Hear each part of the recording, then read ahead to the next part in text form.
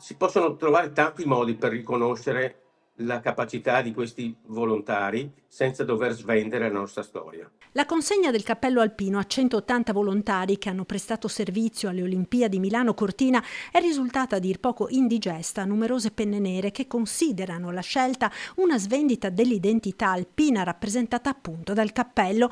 Umberto Casagrande Cosmo, storico alpino vittoriese, ha scritto una lettera ai vertici dell'associazione della quale dice di non sentirsi moralmente più parte. Svendere questa nostra storia diventa pericoloso da un punto di vista di quella che è la nostra identità. La scelta di consegnare il cappello a chi alpino non è, prosegue Casagrande, non tiene poi conto di tutte quelle persone che sono affiliate all'ANA come amici degli alpini e non hanno mai chiesto il copricapo militare.